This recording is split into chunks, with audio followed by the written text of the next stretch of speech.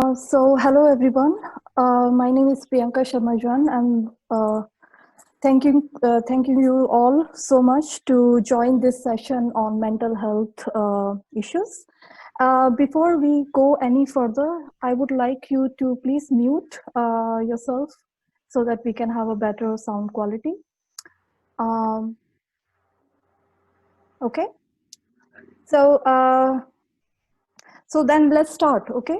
Other thing I want to also share is that, just a second actually.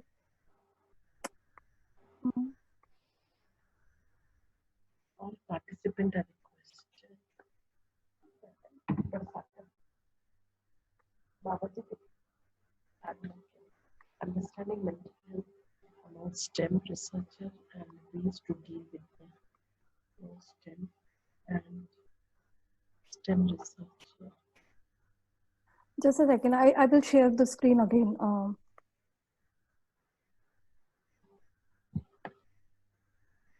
अच्छा भगवान को प्रसाद चढ़ाते हैं पहले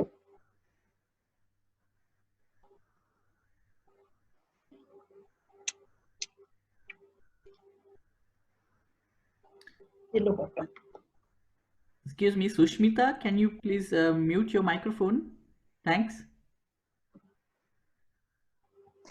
Okay, so now I'm sharing this whole talk on STEMPeers Facebook page as a live. So here we go.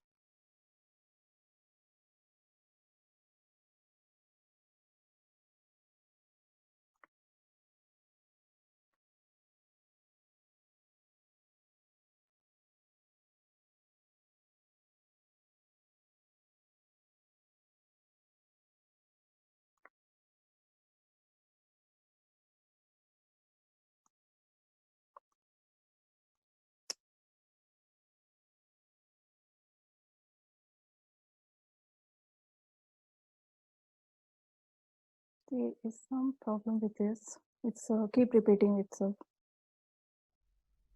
Priyanka, it's live on Facebook, so you can. Is it okay? Because it was, I don't know why it was showing it again. All right, so then we can start with sharing screen and okay.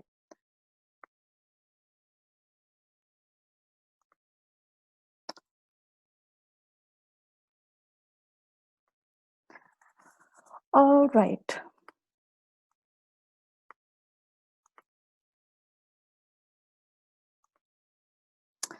Okay, welcome you all for this very interesting session today on mental health issues in STEM world. So we are trying to understand mental health among STEM researchers and ways to deal with the challenges faced by them. So first of all, I would like to just briefly introduce you with the technical aspects of this talk, that please all participants be on mute to preserve good audio quality. You can ask questions anytime via the chat functions, and that can come directly to me, or you can send it to Mayur and he can send it to me or to Vinay. As it's about the mental health issues, I do understand that a few of you do not want to ask questions openly, so you can actually ask questions directly, send a private message to me, and you can write anonymous or whatever. And if you want, it would be nice if you can share from which country you are based in right now. As I've already told you, this is now live on Facebook, and as well as this session is recorded for later use. So then let's start, okay? So first of all, I would like to introduce our community STEMPeers. So what is STEMPeers? It's a global community of STEM researchers. It's a non-profit organization which currently has more than 16,000 members across the globe. And it's a peer-to-peer support group where we provide mentorship and so many other kind of support to each other.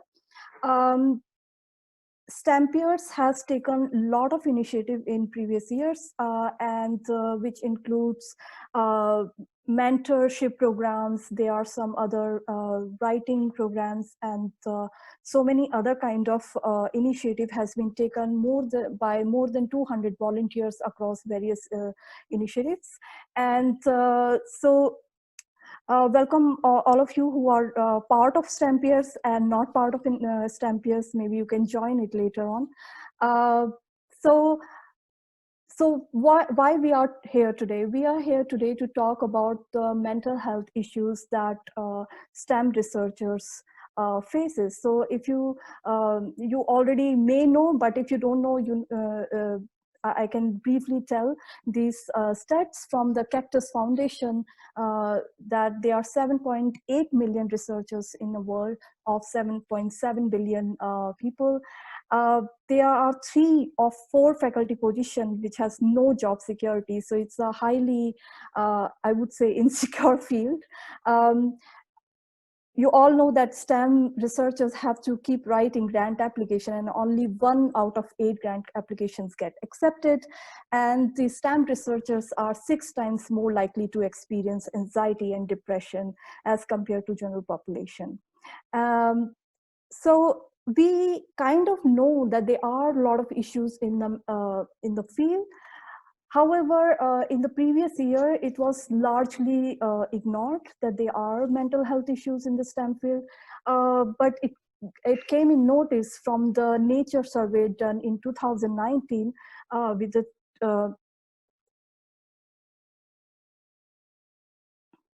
okay, it got stuck. By Nature survey, which showed that 36% of 6,000 respondents have sought help for anxiety or depression caused by PhD studies.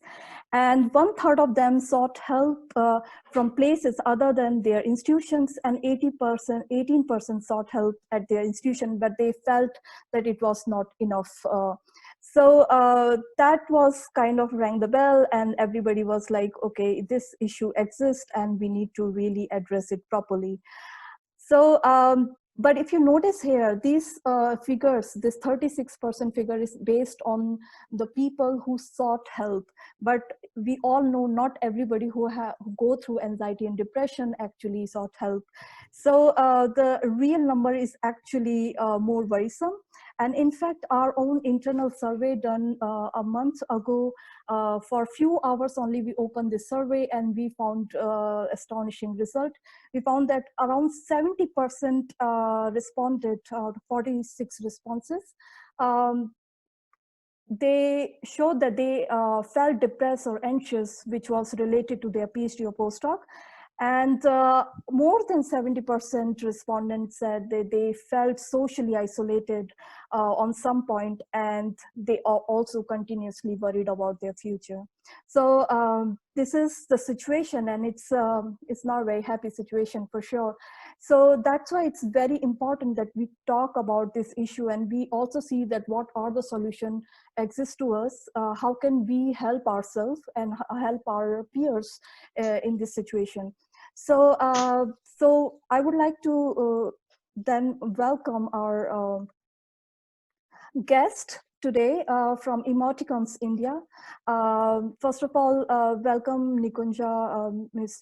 Nikunja Gujar, who is a founder and director at EMOTICONS India. Nikunja earned her postgraduate degree in industrial psychology from Ferguson College, Pune. She is a certified rational emotive behavior therapist from Alice Institute in New York, USA. Nikunja has also been a visiting faculty at Flame University and Ferguson College, Pune, as well as she has also worked with Alexel Ideas Private Limited as an executive trainer. So welcome, Nikunja. I'm very glad you are here. Thank you, Priyanka. Great. So next to this, we have Professor Anil Sarwakar. Professor Sarwakar is currently a chief mentor and advisory at EMOTICONS India. He completed his MPhil in clinical psychology and did his PhD in the field of rational emotive behavior therapy. Professor Sarwakar is heading the Department of Psychology at Fergusson College, Pune in India, and he carries decades of experience as a clinical psychologist and psychotherapist, and had contributed to several institutes and organizations all over India. He had many publications, and he's a very well-known face in the field of clinical psychology. So it's our pleasure to have him here, and it would be really nice that you ask questions directly to him, because he would be waiting to answer you directly and guide you through your problems. So thank you so much, Professor Sarwakar. I'm very glad to have you here. Thank you, Priyanka. Okay, so on this point, I would ask Nikunja to introduce us with EMOTICONS India and what are they doing there. So I'll just move to your slide. Sure. Okay, so I hope everyone can hear me clearly, right? Yeah, so first of all, thank you so much, Priyanka, for that lovely introduction.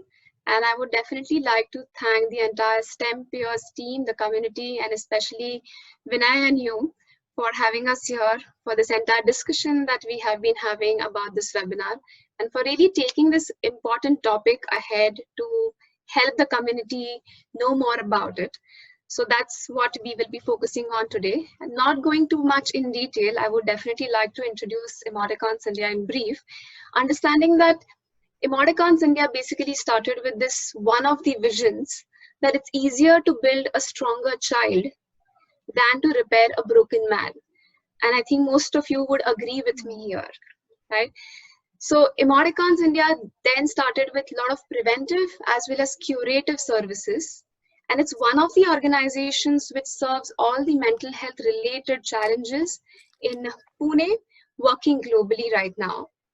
Under our organization, there are mainly 4 things that we majorly, or rather 4 verticals that we majorly work on. A, is counseling. B, the trainings and workshops. The psychological testing and test construction, and the research, right? Now, when it comes to psychological counseling, our focus and our, I would say, objective in EMOTICONS India is to look at this entire counseling as a 3D model. By 3D model, I mean that it's not only the people having disorders, they seek the counseling, but also people with a lot of distress, they go through the counseling sessions, and also the people who want to work on the third D, which is development. Those are also the ones who come into the category who sometimes think that counseling is one of the important part which they can really go to. So it's not something which, all of us here should be understanding, that it's not something which is more of a stigma. It's more from the light of looking at it in a positive way, and also as a way, as I said, preventive and curative. Now, keeping this in mind, there was a mission of EMOTICONS India to foster hope and healing of individuals with our understanding, our holistic understanding of human behavior, to promote all the standard psychological practices. And that is how the EMOTICONS India as an organization came under establishment or the foundation in 2014. I know all of us here are gathered today for this entire purpose of understanding mental health better, and that is what we will be hearing shortly from my mentor and my colleague, Professor Anil Sarwakar. But I think what I would like to, before I hand it over to him, is to help everyone understand that all of you being into this research field, and it's not something which is very specific to the research field, but do you feel that you go through this attitude of favoritism? And if you do, then what kind of favoritism that I want to address here is the favoritism of majorly favoring your body, that is your physical health, more than your mental health. And if you relate to this, then I think this webinar is going to be really helpful for getting a lot of your doubts addressed, for a lot of your questions addressed, right? So without talking much about EMOTICONS further, I would like to really hand over this entire talk to Professor Anil Sarwakar. I'm sure that everyone here is waiting to hear in the excitement and with a lot of expectations from Professor Anil Sarwakar. So over to you, Professor Anil Sarwakar. Thank you, Nikunja. Am I audible? Yes, to me. Okay. So I'm an Indian, so I would like to wish everyone good evening because it's the evening here, and it is good to have so many people for this particular webinar, realizing the importance of mental health. So first, I would like to thank STEMPeer team who have been seriously working very hard towards the community building. And this is a noble cause, a noble gesture, which is very much appreciated. And this is the need of the hour. And it is a good work that you're doing.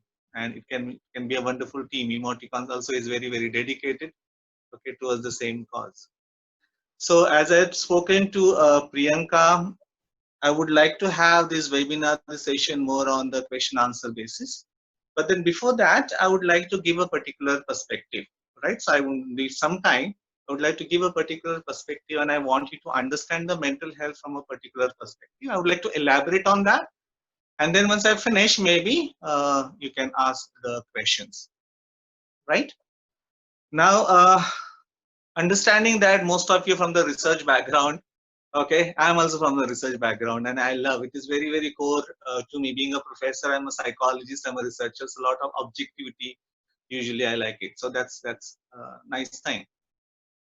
Fine. So what Priyanka has done, she has given a particular perspective to what's happening in your field, the scientists, the researchers, what are the difficulties that you're facing, and as a result, people are getting into depression, maybe anxiety. So she has only mentioned two, but I think there are more than two emotions, right? So there are anger, guilt, and a lot of emotions that you must be facing. So I would like to give a particular perspective to how to understand this mental health. Okay. So maybe to differentiate a little bit from mental health, I would like to again talk about mental illness and mental health. So we have a clarity related to this, right? So in order to understand what is mental health and mental illness, okay. Now, in psychological background, we talk about mental illness, and I think you must have seen through movies or some other things. Now, there are the psychiatrists who talk about depression, split personality disorder, obsessive compulsive disorder. So these are type of disorders where there's a big damage to one's body and especially to psyche. And as a result, this would be called as mental illness, where usually a person will require psychiatric medicines. Okay, that's a mental illness, brief idea I would like to give. Not many people do require these medicines, do require this help. Okay, now it doesn't mean that if I'm not mentally ill, automatically it means I'm mentally healthy. No, that's a wrong notion. People do understand that I do not have this particular problem, so it means I am mentally healthy. No, so absence of mental illness does not make you mentally healthy. I mean, simple language, if I have to explain mental health is, look at everyday schedule. We all of us have everyday schedule. From the time that I get up in the morning to go to bed, 1 day, 2 day, maybe a week's time, month's time, we need to look at ourselves. There are many things happening around us, right? Many things are happening. So as a researcher, you have your own problems. There are other people who have their own problems. So everyone has got different issues and problems in their life. So sometimes they are positive, nice, wonderful, and sometimes they are negative. Okay. So when you're positive, all nice and wonderful, we are enjoying the party, all things are going on, good, nice. But especially when we have issues which are not going really well the way we want, like for example, she has mentioned, insecure field, okay, and I have gone through the different data that you have given to me, different issues that are likely to happen. So at the end, if you have to summarize that issue, I would say the things are not going the way I want. All things are not going the way I want. Now, when they're not going the way I want, what is happening? Am I able to manage myself? Am I able to deal with so not good things that are happening with me? So if I'm able to deal with this emotionally, I'm talking about, okay, whether they are positive or negative, then I'm living a mentally healthy life. Now, what does that mean? In simple language, I'm trying to make it very simple. Suppose something is not happening well and I'm angry, and it is okay to be angry, but it is not okay to stay in anger. So if I'm angry and then I get back and it just gets okay, and I'm not keeping myself into anger, then it's all right. But if I keep myself into anger, there's a problem. So same way, some things are not really going well. I'm feeling sad. And it's okay to feel sad. But I'm keeping myself into sadness for a longer time, then it's again a problem. I'm getting back to these 5 core negative emotions. It is okay to have a healthy anxiety because I'm concerned about my future, concerned about different things are happening. It's okay as long as it is a healthy anxiety. But now I am panicked. I don't know what is to be done. My sleep is getting lost. I'm not able to get proper sleep. Okay. Now I'm into unhealthy anxiety. There's a problem. Same way there has to be a healthy fear, but now I'm not into a healthy fear. I get into unhealthy fear. It's a problem. Guilt. Many things can happen from us. We are vulnerable people. And healthy guilt is very, very important. But maybe I'm not into no healthy guilt and I'm attacking myself continuously, blaming, finding fault with myself. Again, there is a problem. So I'm keeping myself into these unhealthy emotions. Why? Because there are triggers that's happening in my life. So how do I understand whether I'm living healthy mental life or not? Checkpoint is emotions mainly, and the behavior, because behavior is caused by emotions.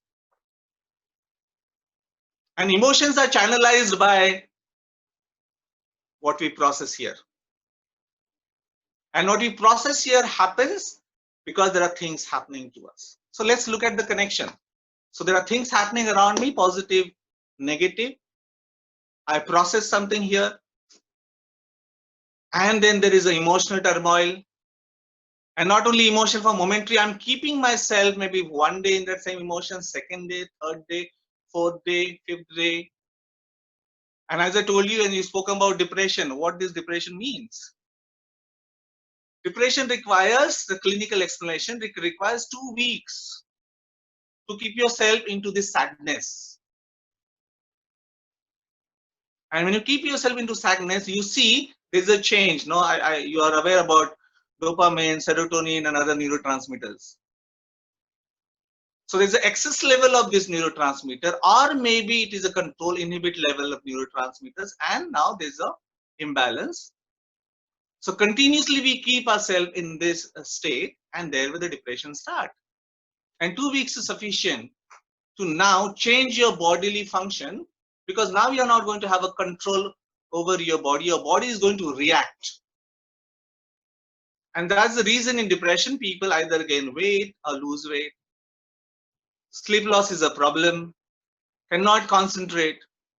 They do not enjoy the things they were enjoying before. So it's not that they're purposely doing, it is now the body is not supporting because it's a chemical imbalance that has happened. There's a fatigue, energy, there's no more energy.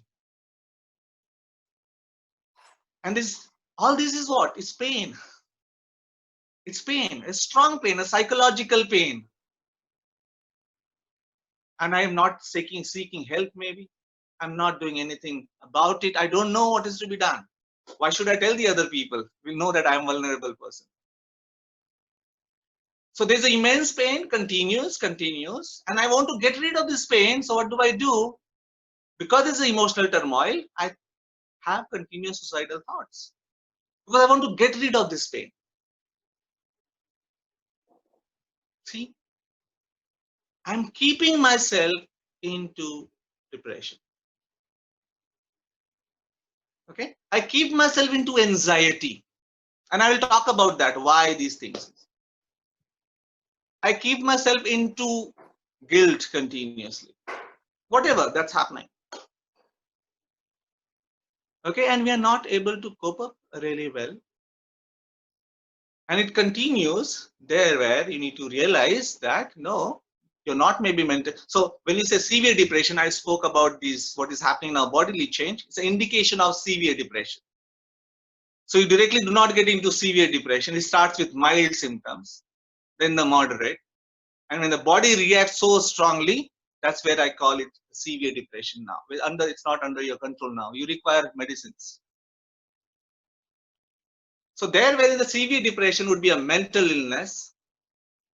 Okay. But when you are having these continuous emotions, there's a frustration, you're feeling lonely, all those things, it means you are not maybe mentally ill, but nor you are mentally healthy. So what is the meaning of mental health? If I'm living mentally healthy means whether these are positive or negative incidents, events in my life, I do not get stuck into negative dysfunctional emotions. I'm repeating, I do not get stuck into negative dysfunctional emotions.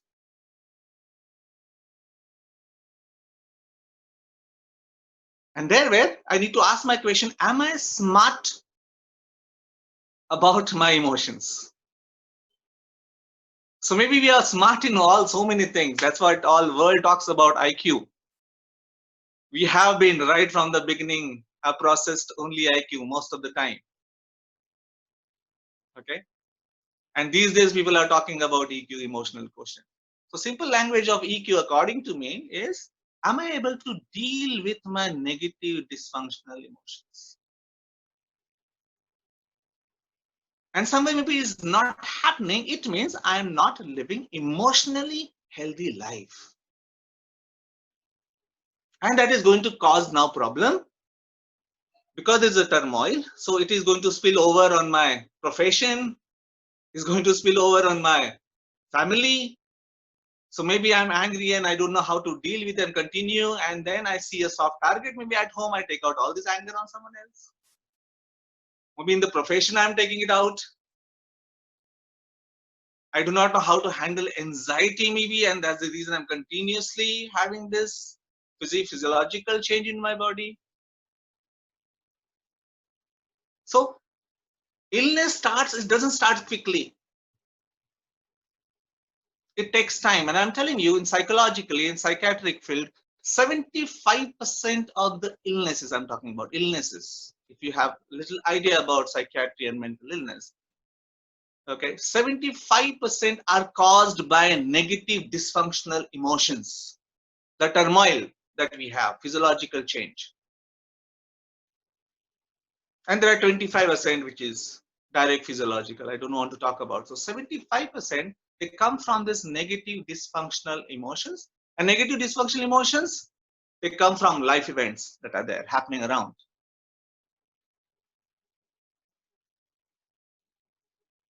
So here I need to become aware about, okay, am I living my life emotionally healthy? And if I'm not, that's what it leads to then psychological illness. And it's not only psychological illness, physical problems, and lot of physical problems, they do come from our psyche. It comes from our mental health. We don't even realize maybe why there's a headache, or maybe why there's a back pain, or what is the big problems that can come. It can come from psychological issues that we are facing, and we're not dealing. It's not facing I'm talking about. Triggers, then there can be so many things happening to us. So how am I dealing with these problems? And if I'm not able to deal with, see, somewhere then maybe I'm able to solve all so many other problems, or maybe focusing on there, but I've forgotten an important concern, and that's my psyche. It's my emotional life. And it is just going haywire. So in that, there are many reasons we do not take support, or maybe we are not been discussing these things. We have not dealt with these things maybe at the early stages, so we don't know what is to be done. Okay, so this is a brief idea that I always wanted to give, and that's a wrong notion people have. So this is, I don't have this problem means I'm mentally healthy. No, absolutely not. Maybe you don't have mental illness, but maybe you're not still having mentally healthy life.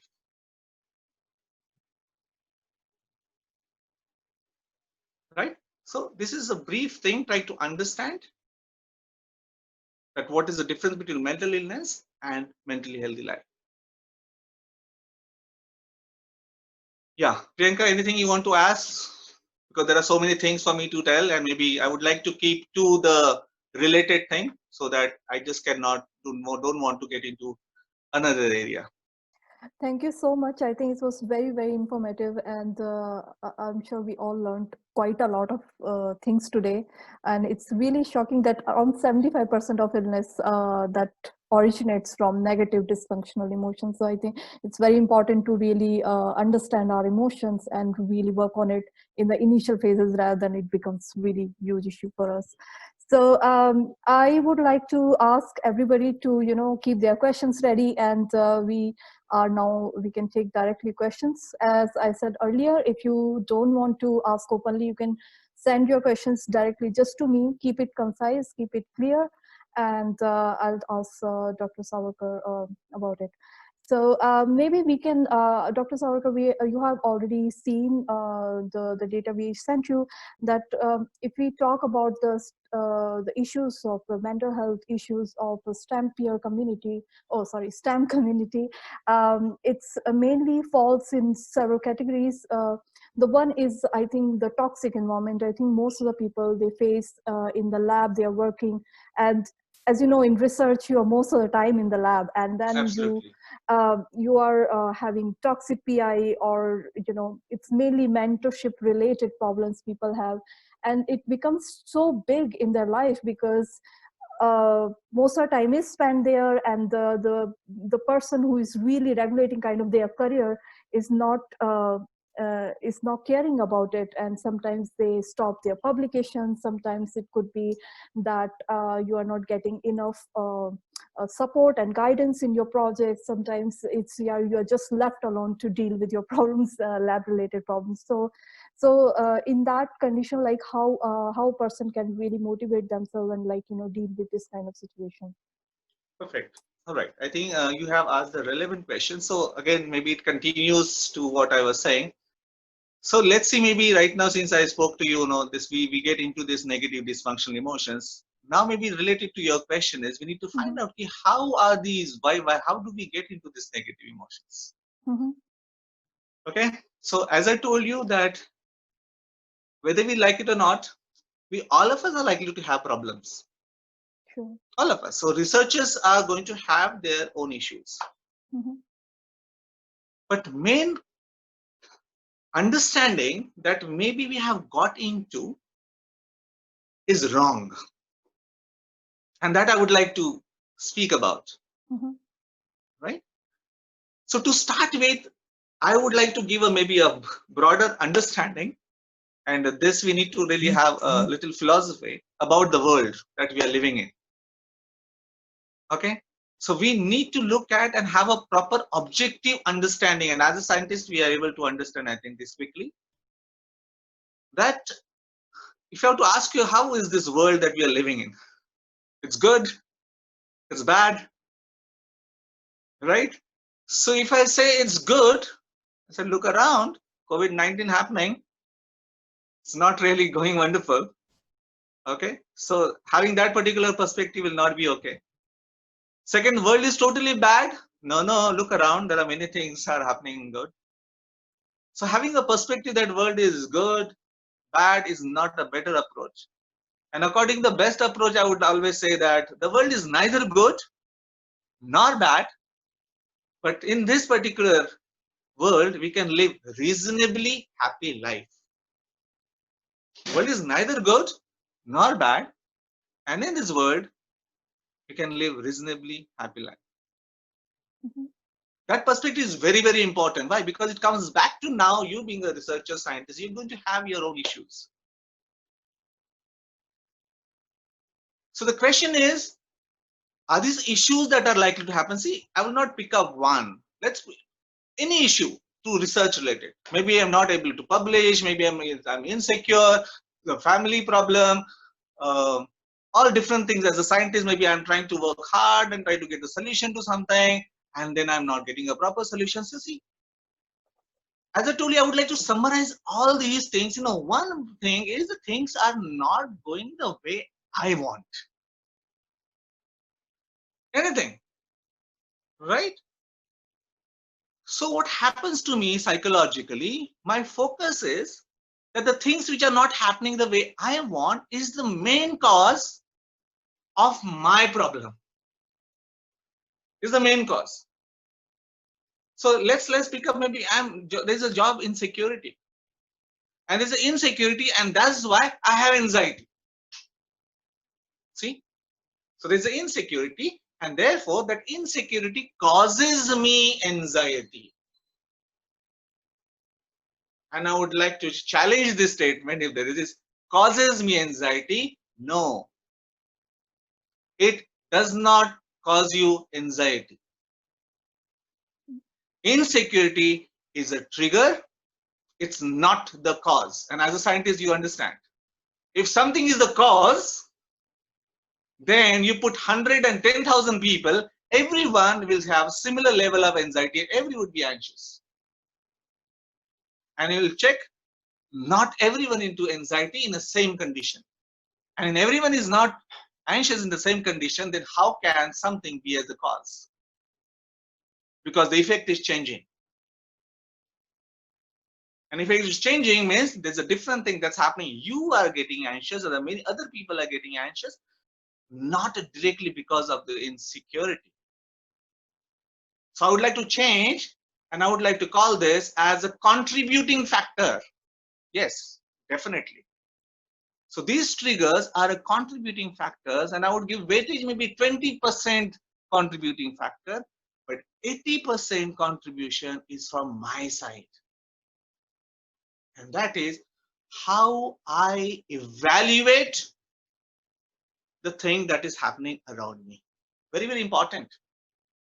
How I evaluate, how I process in my head about the happenings that are there. But no one talks about it. You've been always told that, this is something not nice that's happening. That is why it has caused you. No, it is not true. So it is definitely, which is not, these are different things that are happening. Okay. And wherever we are able to fix it, fix it. But many places we are not able to fix it. So many things are not under our control. So then when they are not under our control, is it necessary for me, or is it necessary condition for me to get into depression? Is it a necessary condition that I have to be into anger state? Is it a necessary condition that I have to be into negative dysfunctional emotion? And there I say, no, answer is no. So we can't change maybe most of the time different things are happening around me. If you are able to change, very good. That's what we're supposed to be doing. But if we don't, what happens is we are evaluating all different things around us in a destructive manner. And I would say, what is the destructive? What I mean. And therefore, there are three things happening. So there is an overthinking about the problem that I have. Anything, and that's what I'm saying. I do not want to pick up one. You gave me any problem to researcher, any example, okay, which is not nice that's happening. There is a psychological process in my brain, and it's a prefrontal cortex, where there's a judgment and reason that's happening, and there's a memory. So there's a battle between this memory that is there and the reasoning that's happening about the trigger, life event. And I'm telling you, bad. So COVID-19 today, let's see. Right? So there are people who consider this COVID-19, let's see, who are going to have a extreme anxiety or panic attack because they consider this as a concentration camp. See, if you process this way, you're definitely going to have an anxiety and you're going to get a panic attack and you'll be troubled. So you say, why am I doing anxiety? Yes, because COVID-19. No, it is not causing you anxiety. It's a trigger. It's a strong trigger, agree. But what you are processing about this is actually causing you anxiety and panic attack. Be aware. So we can't change maybe right now. So people are all busy fixing up. That's good. That's what we want. Okay. But already there is a big problem that is going on. And if you process in a particular way, which you are doing, that is actually have aggravated 80% contribution. And that's why now there's a overthinking that's happening. And continuous overthinking, which is also not nice. So again, maybe since I mentioned overthinking, so many people have a wrong idea about overthinking. So overthinking in itself is not bad. And as a scientist, we understand we have to overthink to find the solutions. So overthinking itself is not bad. So what you overthink about is the main cause. So we continuously overthink in a negative way. We don't know the correct way. And there's an emotional now change in the body. And when this is emotional overpowers you, controls you now, and then accordingly behavior that happens from us. And then this behavior again or emotion attacks your brain, and there's a chain. And the society tells us, everyone tells us, the people tells us, news tells us, why is this problem that's happening? Why this depression? It is because, because my job is insecure. Maybe I'm not able to publish. There's a burden. My boss is the problem. Whatever, blah, blah, blah, blah. Yes, they are genuine, not causes, triggers. Strong, you call it. But then somewhere I am continuously doing something in my brain that is aggravating the issue. And I would like to now add and I would like to elaborate this more. So we get a particular perspective, because no one tells about these things. So what we process now, why do we get into depression? Why do we get into this one? So I would like to give you maybe a 4 psychological understanding. And I want you to understand this.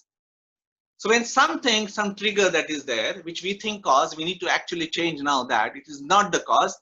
Keep that as a trigger. Okay, believe it, that is a 20% contribution. And if we have kept it ourselves into negative emotion, it is I am thinking something.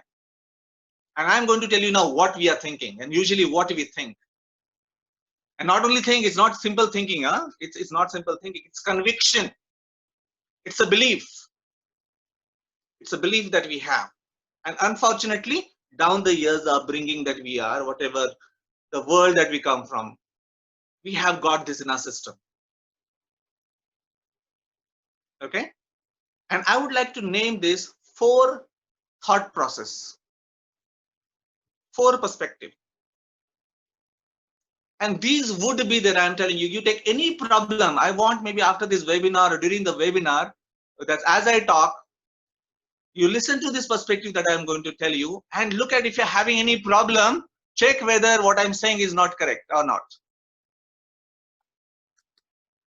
So as I told you, first thing is, so these events, maybe now whatever that you take the events of your life as a scientist, researchers, if that's happening and you see yourself angry, frustrated, depressed maybe, or you're going through something, check whether you are doing a particular thought process, which I'm going to mention now.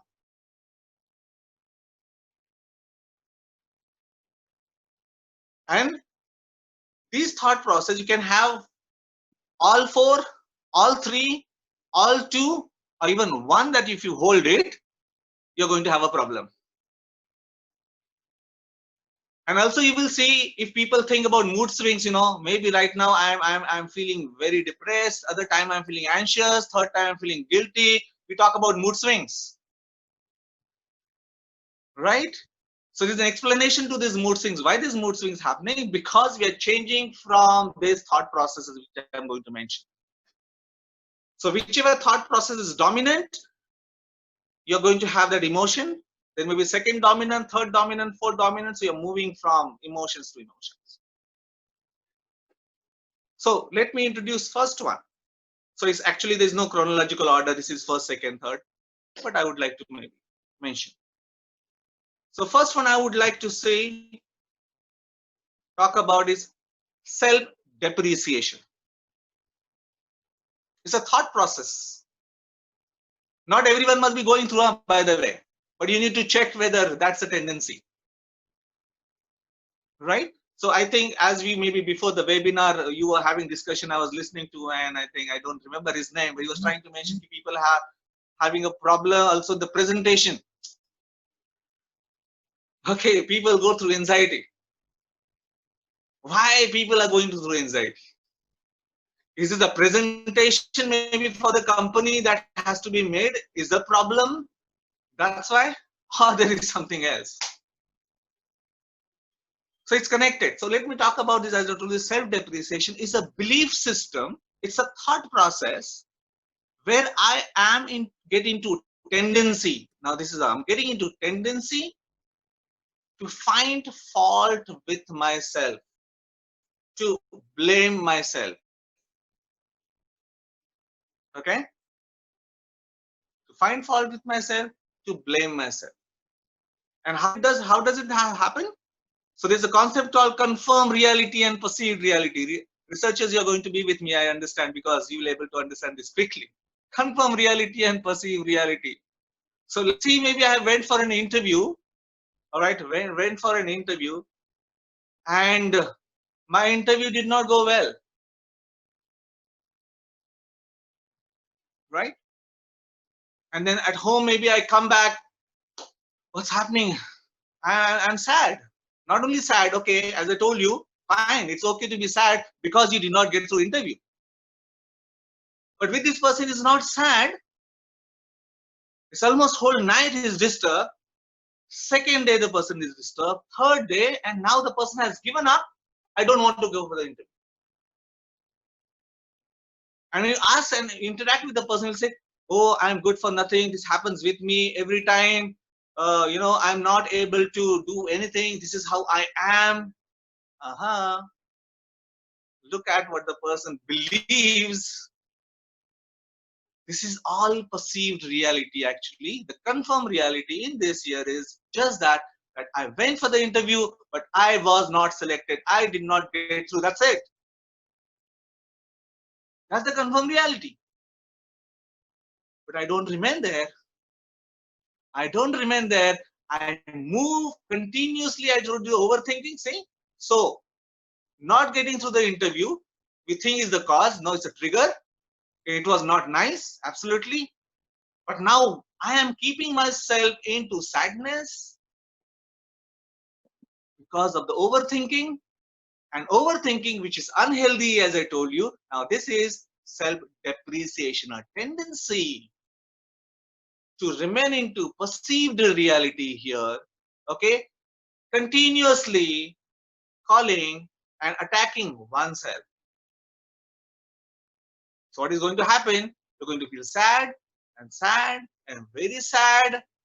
And if you continuously carry on doing this overthinking, and if you do not get help, if there are no other friends around you, if you do not open up, you are going to now keep yourself into sadness, and after some time, it will now throw into depression. There's one trigger I'll give you.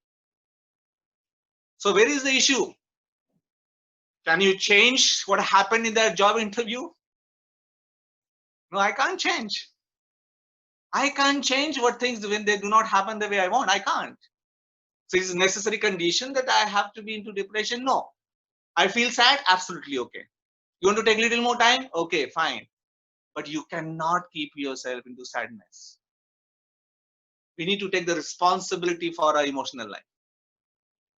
So I'm processing myself, maybe in through this one. So I'm trying to find fault with myself. No, don't find fault with yourself. Look at your strength. Look at your weaknesses. You have the strength. Look at your weaknesses. Work on your weaknesses. Work on that. Okay? But then we don't get into this. We continuously start attacking and we remain into this self-depreciation. Perceived reality. No, gentlemen, get back to confirmed reality. Get back to confirmed reality that I just did not get the job. And that is what is objective reality as a researcher. And this is my perceived reality, which is not true. And that is largely now causing you the depression and not the job interview which you think. So I want you to put your problem in what I am discussing. That's what I am again saying, because we are habituated to. Why I am too sad? Because this is what has happened with me. No, this is not what happened with you. But something happened with you and you are thinking in a particular way that is actually keeping you into negative, dysfunctional emotion. I'm using the word dysfunctional emotion purposely. Why? Because functionally I feel sad. It's functional. It's normal. It's okay.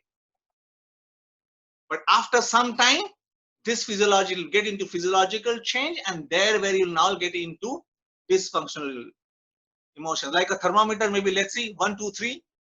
You're into sadness, but now 3, 4, 5, 7, 8, 9, mild, moderate, severe depression, thermometer blast. Bodily change. And now you're like, look, have nightmare, night terror in your sleep. Okay, why? Because there's a bodily change that is happening. But people don't tell us, we don't know, and our focus is always, this has happened with me, and this is what is happening to me emotionally, behavioral. But we are not paying attention to what I am processing in my brain that has got activated. So that's called like a self-depreciation. One. So I call this as virus.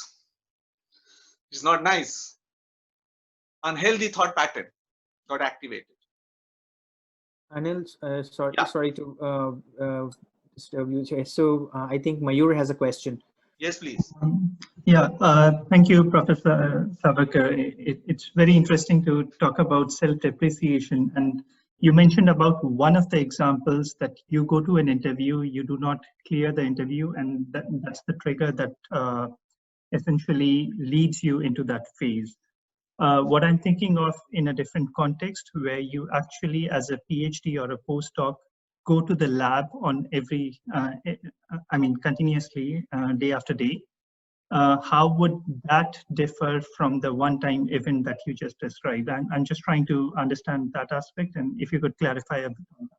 Yeah, Mayur, what I will do is, can you just hold on your question maybe, right? Absolutely. Okay, because what has happened is, so I have explained to you this one particular system, right? Thought process. So let me complete maybe the other 3, 4, and you'll get your answer automatically.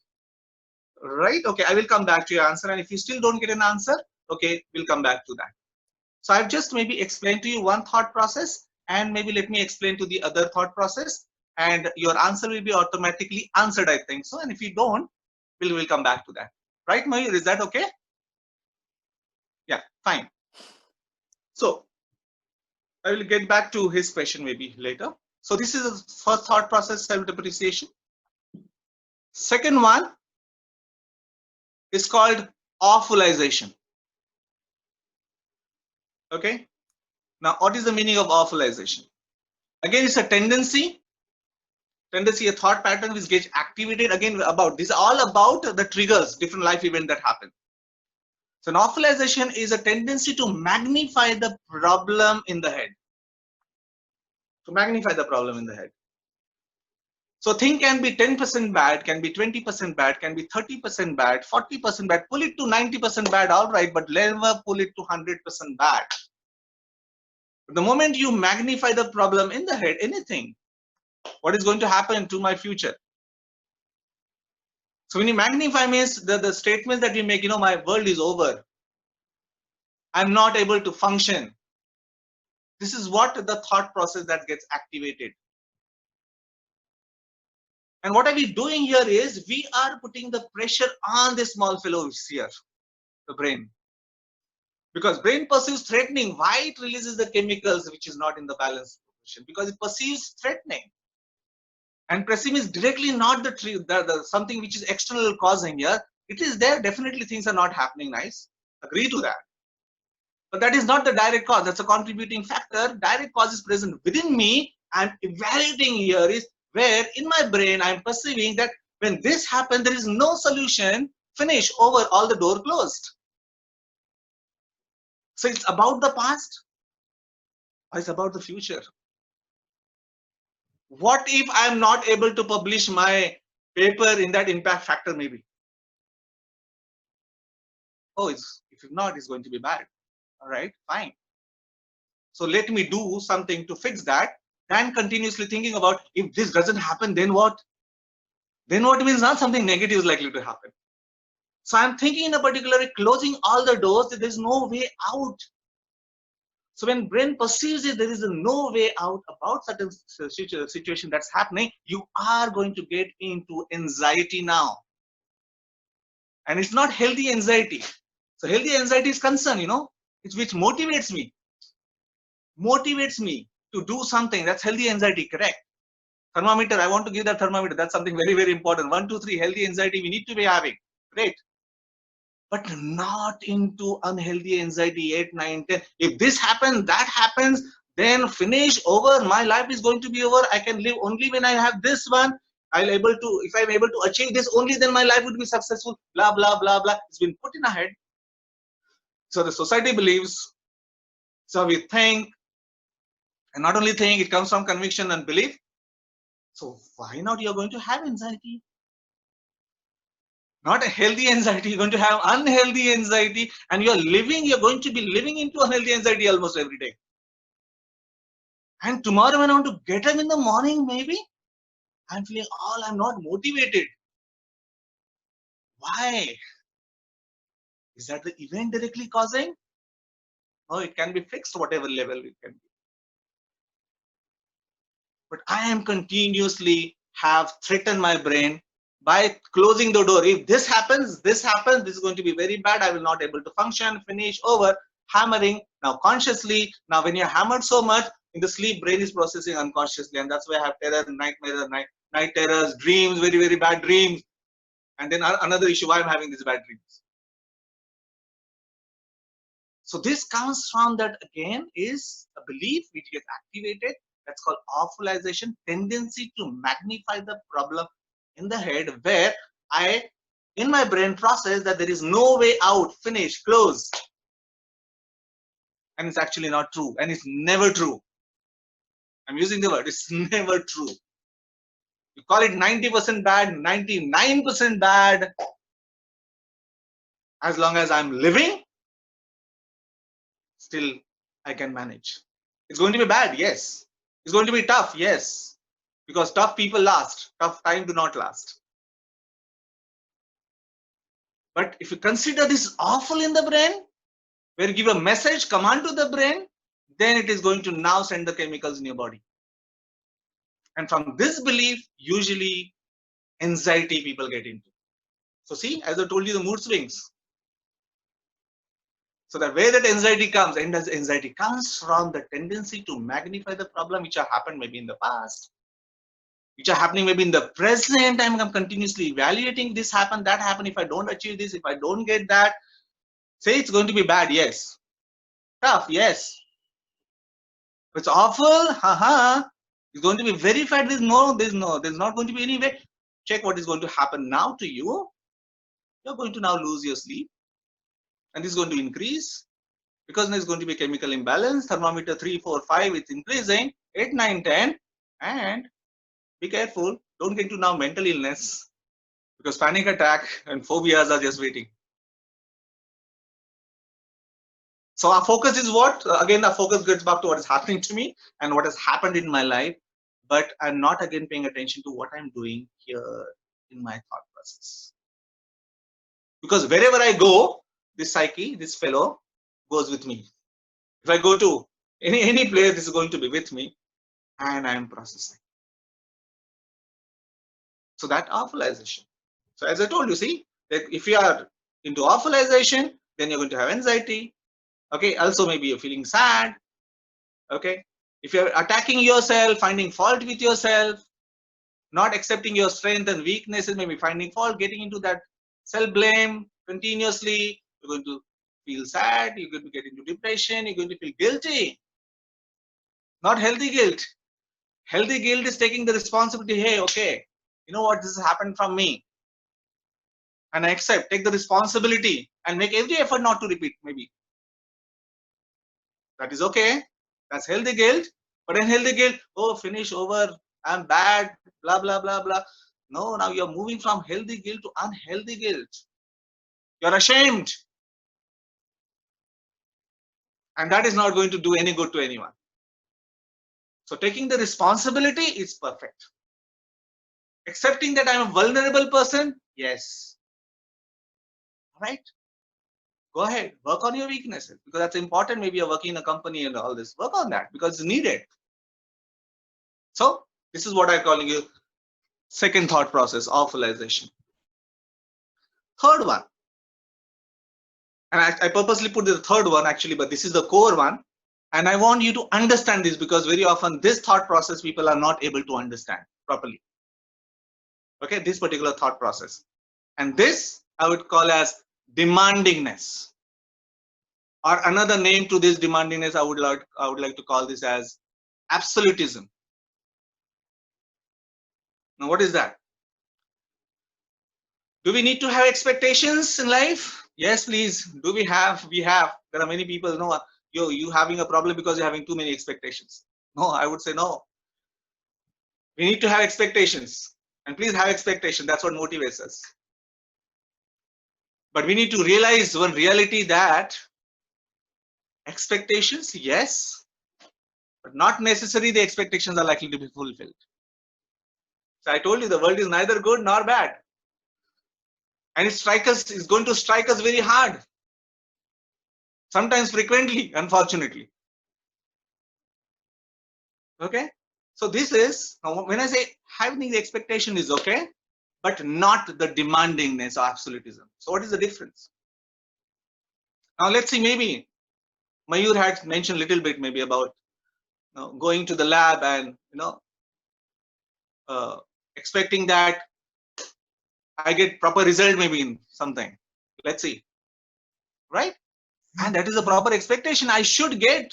I've worked hard almost 1 day, second day, third day, or maybe now I've enrolled into PhD and maybe 3, 4, 5 years I should be able to complete that. It's a proper expectation, is good, fine.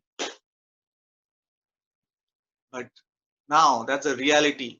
Researchers, get back to the reality. Just because I wish this to happen with me, is it a necessary condition that it is going to happen? I'm repeating this. Is it a necessary condition? Just because I wish something to happen with me, is it a necessary condition that is going to happen? No, there's always two things. It might or might not. Even every day I'm talking about. It might or might not. But what happens to me, my brain is not paying attention to the other part. It only pays attention to one way, that this has to happen this way. Yes, correct. It should. Therefore, it will. Aha. Be careful. It may or may not. So why do I get angry? I get angry often, and I'm getting angry. Why? Because this did not happen. I want it to happen, but it did not happen. And there will be all possible conditions that must be there, and therefore this did not happen. And can it happen that this does not happen? Yes, unfortunately. Unfortunately. So what I want you to really understand, look at the reality. And reality can be hard.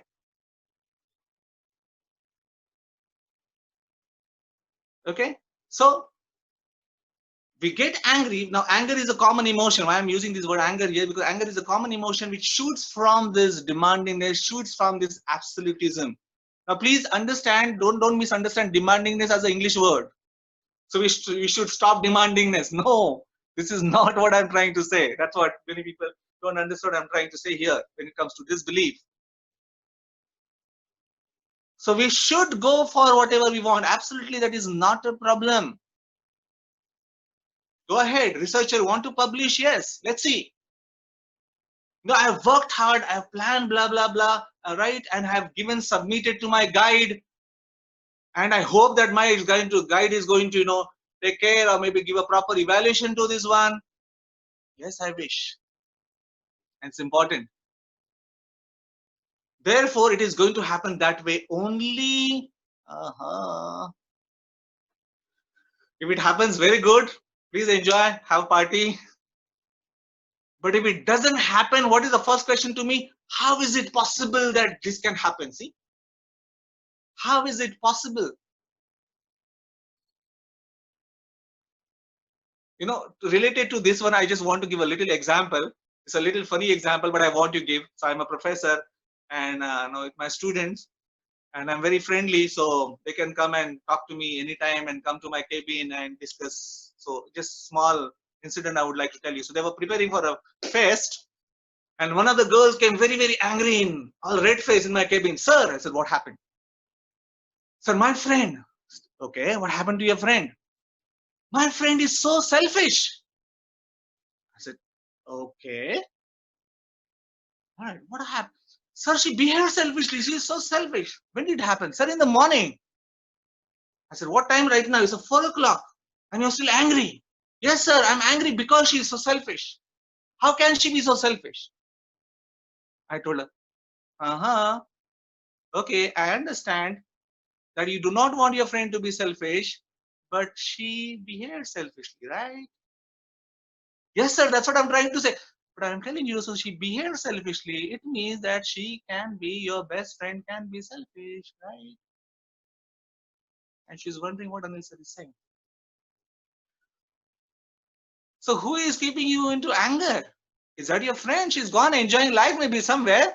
But now you're keeping yourself into anger because you're thinking that how can she be so selfish? Yes, correct. She should not be, but she did. She was.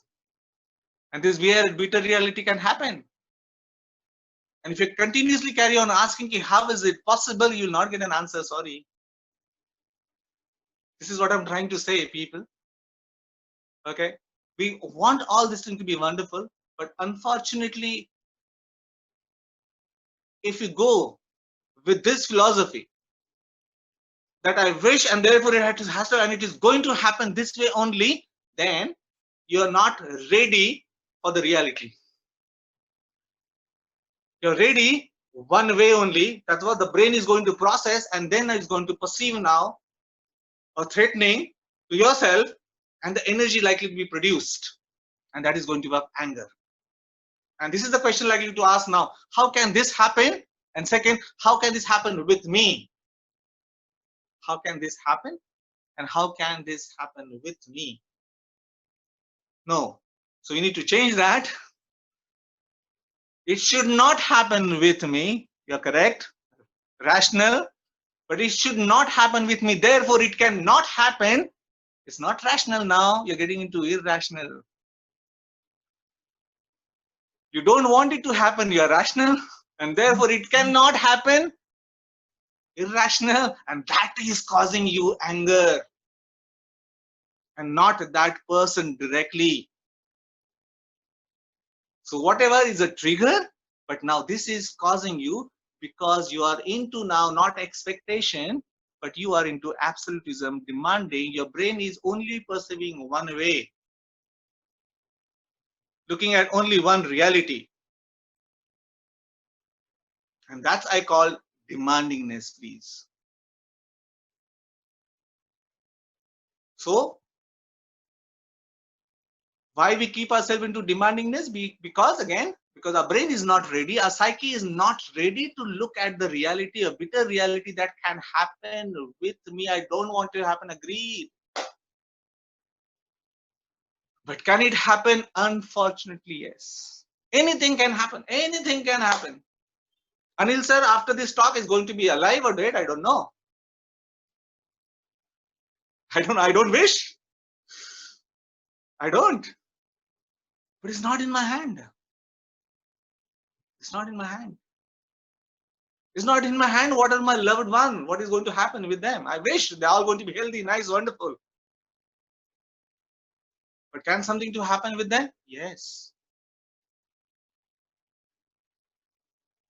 So anger comes from that process of demandingness where we are not able to look at the reality that our wishes, our desires are likely not to be met maybe. Sometimes, unfortunately, very often. So we need to do something about it.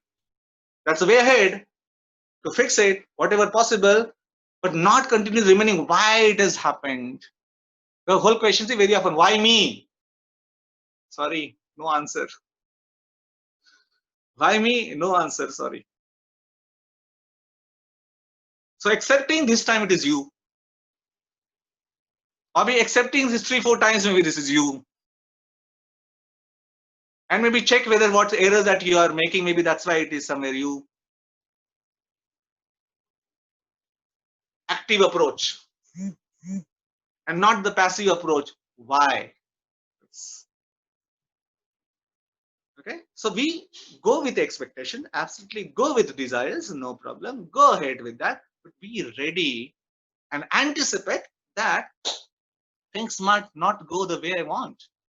So let me accept it, fix it, try to fix it, move ahead, but not remain into continuously into demandingness, because that is now going to produce anger. So this we demand from other people, we demand from life events, and also people we demand from oneself. How can my experiment fail? Yes, my experiment shouldn't fail. That's correct. But therefore, it cannot fail. Sorry. Sorry, unfortunately, bad. This has happened. So you're going to be angry, and that's okay because there was a strong expectation and did not happen. Perfect. You have all license to get angry, but you're going to remain into anger if you continuously. How is this possible? Is a problem. Now you are into irrational thinking and not into rational one. And now you are keeping yourself into anger.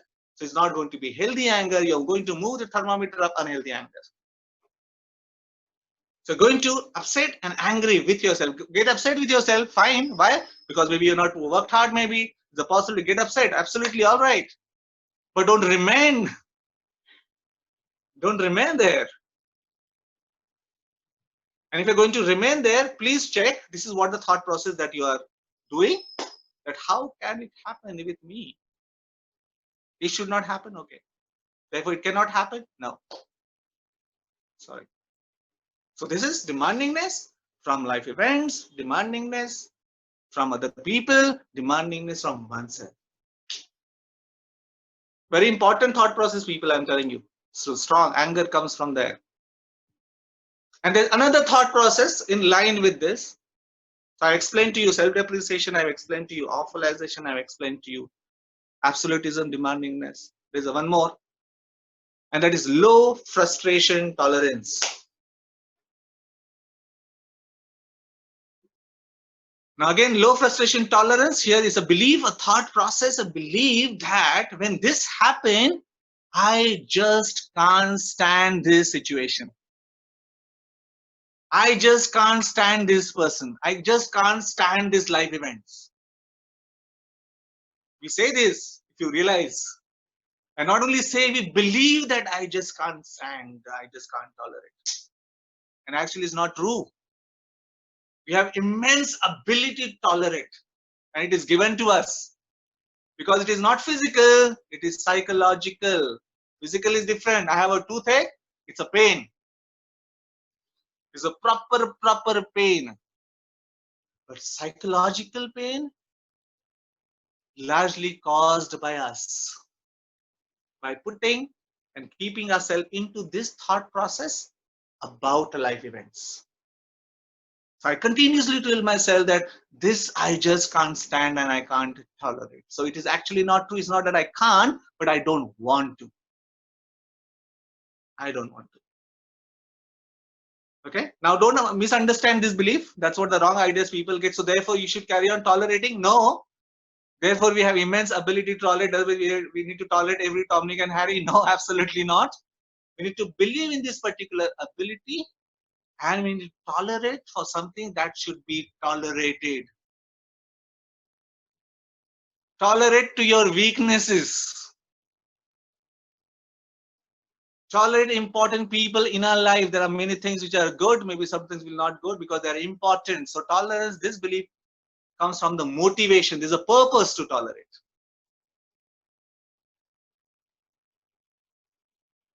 If I don't, then it's going to cause anger. So see, anger comes from first demandingness, where I'm not ready for the reality, unfortunately. And then when it does happen, second I move to that, when this happens, I just can't stand, I just can't tolerate. And the anger is going to. So see, I move from emotion to emotion. So sometimes the demandingness is very strong, absolutism. Sometimes self-depreciation is strong. Other times awfulization thought process is very, very strong. And that's why maybe I am moving from emotions to emotions. So Mayur, now maybe I would like to come back to the question that you have asked, whether it is answered or maybe you want to just maybe verify now. It is answered? Yeah. I would like to pitch in here. Yes. So, Dr. Sarwakar, you actually very well explained the cause of the problem, kind of like, you know, it's our thoughts, it's our disruptive or irrational thinking that kind of makes the problem very big in our mind and leads to the end, anxiety and depression and everything. And I think we all can agree on it that whenever we have problem, we at least can apply one of these thought process. I mean, at least I was thinking about it, each of problem I had when I was, you know, having this thought process and that thought process. But when, let's say, we are in a situation when we are going through this disruptive thought process and we are making a, you know, because it's our body doing it's, you know, we don't have control on our thought process. What are the little exercises we can do actually to relieve this disruptive thought process and bring us to more in, you know, to positive or healthy thinking side? Correct. And actually, I will ask you to maybe answer in context of the question, because I have two questions coming. So maybe I can ask those questions and then you can actually apply your answer in context of those questions. It would be nice so that they will also get the answer. First question is, how do we handle COVID-related mental health issue? Specifically, one arising due to uncertainty with employment and parental health, parents in home country while you are abroad, and that causes a lot of stress and worrisome. And I think most of us are actually on some point going through this nowadays, that our parents are back in India or somewhere else, and then we are thinking like how to handle this situation. So maybe you can give us more light. So COVID related, the question has asked. Now again, I told you is the answer is in the thought process that I explained to you. Right? That is what can be done by yourself. Right? First of all, avoid taking stress. Now that's always try to understand while asking question also is it causes stress. No, it does not cause you stress. I become stressed about those things. So I want everyone, people to change the language, even the vocabulary. This is something very, very important. Avoid something causing me stress. So when you say something causing me stress, we are putting 100% responsibility onto something else. No, it's not causing you stress. It is something not nice that's happening and I'm stressed about. So when I say I'm stressed about, I'm taking the responsibility for my emotional health. So definitely there's a genuine problem that cannot be taken away. So genuine problem now, I don't want to, again, I do not want to remain into these four beliefs. Okay, so first realization, becoming mindful, become aware, become mindful that it is not the event, it's a COVID-19 causing me, but it is now my thought process. So I need to help myself. So first, if I need to come out from that demandingness, where if I'm saying that how is this possible, COVID-19? Unfortunately, yes, it's possible, this is happening, and that's the reality. Accepting, becoming mindful. Second, is this the end of the world? Get into, it means you're getting into awfulization, get rid of that awfulization. Is this finish over? We cannot function? No, it's actually not true. So 3 things right now just I mentioned, and again I'll repeat. That change the vocabulary language and not something causing me stress that I'm stressed about. So you take the responsibility. All right, and you keep the other thing as a contributing factor. Second thing is get rid of the demandingness as a thought process to start with. That can this bitter reality happening? Yes, it is happening. True. Just accept the reality that's happening.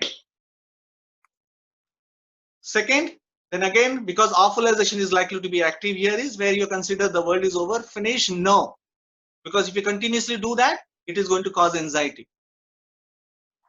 So it is not awful, it's bad. Yes, it's very, very bad. Agreed. Don't close the door because you're going to now give command to your brain and you're going to have sleepless night. So what is the best approach? A rational approach. Let me fix what can I do. Whatever I'm able to do, let me focus on that. Because that's what in my hand. And whatever in my hand, I should do. So I need to take care of myself. I need to take care of myself so that I don't get this infection. I need to take the responsibility that I don't give it to someone else. I call my family members and hey, listen, people, please take care. Without getting unhealthy anxiety, without getting stress. Don't consider, tell them about this awfulization. Don't panic. World is over, finished. No, take that out. People are intelligent. They're trying to go into find vaccine. Stay there. Stay alive. It's very important for us. You know, think that we are lost in somewhere, some jungle or somewhere, and there is no way out. So what do? You stay alive. You keep yourself alive than saying, oh my gosh, why I'm here, blah, blah, blah. That is going to cause a problem. Stay alive, whatever things. Protect yourself. Wait so that, something is going to come. So same way, exactly, people are intelligent. They are thinking some research and we'll have something. It is not long time. It's short time. And get into that, out of that LFT, low frustration tolerance, and move to high frustration tolerance. I can stand this discomfort. I can stand this discomfort. And this is momentary. Okay, by whatever is within my limit. Once you have done, be free.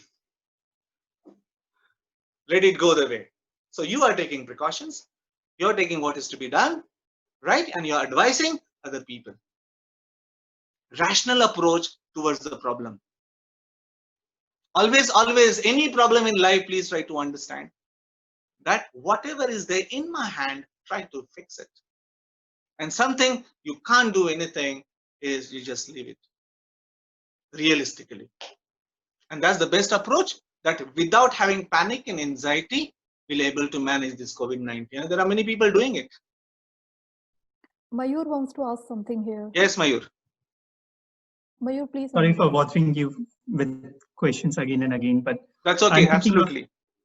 Yeah, I'm thinking of what you just mentioned as a devil on my shoulder and angel on the other side. And then when you are stressed, you hear more from the devil than the angel. So how do I train myself under stress situation to start thinking, or at least of having a thoughts that might have some positive outcome? How do I train my brain to think about that? That's nice. Very good. Good question. So training the brain, it's a skill. It's a skill. And unfortunately, what is happening, unfortunately, this has not been told right from the beginning. In education, that's what, in EMOTICONS, we have this selfie program, and that's what we do. We have introduced this psychological program right from the first standard. This is what we're trying to do. And telling the people this right very, very early. So we have not been told about these things, and then we're supposed to be ready for so many things. No, absolutely not. And that's the reason we are habituated, and we easily get into this irrational process. Okay, this is a habit that has happened to us. So can this habit be broken? Absolutely, yes. So it is a skill, and skill requires practice, practice, and practice. So imagine that, anyone wants like a football. The first time the person wants to do something, play with the ball, going to have a problem. So what the person has to do? The person has to practice and spend time related to this, okay, so that tomorrow with this practice, 1 hour, 2 hours, whatever the time, is able to really play wonderfully. So same way, we have to give a practice to our brain. And that's what we always do, as psychologists, do a brain gym. Very, very important. Have time for reflection every day, people. Just don't go through life. Have time for reflection. Have 15 minutes, have half an hour, have 1 hour. But please give healthy time to what we do during the day. Very important. Take a walk. Go outside wherever. With COVID-19, inside you can take a walk. And look at the processes. Maybe something event, something that happened badly. You got anxious. You got angry. Okay, forget about it. That's all. It's done. Over. But now re-look at that event. Re-look at it. And re-look at it and check it. What is the thought process? Now get rid of this key. No, it is not maybe that lab issue. It is not that publication. It's a trigger. But I am processing something in my brain. What am I processing? Am I into demandingness? I'm continuously bombarding. Become aware. Am I saying that I just can't stand this? Become aware. Because I can't fix what is external. I can have 10,000 problems. We cannot carry on fixing it. No. But in all 10,000 problems, you will see these 4 beliefs. All 4, 3, 2, even 1 is good to trouble us. So what we need to lifelong make a practice to work on this belief, so that I easily give training to my brain to think rationally than irrationally. If I need to become mindful and tell my brain, see, this is what we do. Get into rational practice. So brain gym, 10, 15 minutes, 20 minutes. You look at it. Am I calling this awfulization? World is over. Look around. World is not over. Where is the world over? In my brain. And that's why it's causing me the problem. So what I'm doing, I'm keeping myself into awfulization. Get rid of this. Tell your brain. Maybe on that day it will not work. But as you do it almost every day, work on it, see, it will start working for you. It requires time. But process that almost every day. With this thought process, I'm telling you, nothing magic that you have to do. The brain will start working, provided you do this brain gym. So what we are doing right now, you have not paid attention to this demandingness. I always focus being that event. Is always focus being the effect that is there. But effect largely from where? These beliefs. Become mindful about this belief. And it will become magic, I'm telling you, naturally. You say no, naturally, for which people say that, isn't that natural to feel anxious in this particular situation? Absolutely not. You have made it natural, unfortunately. You have made it natural.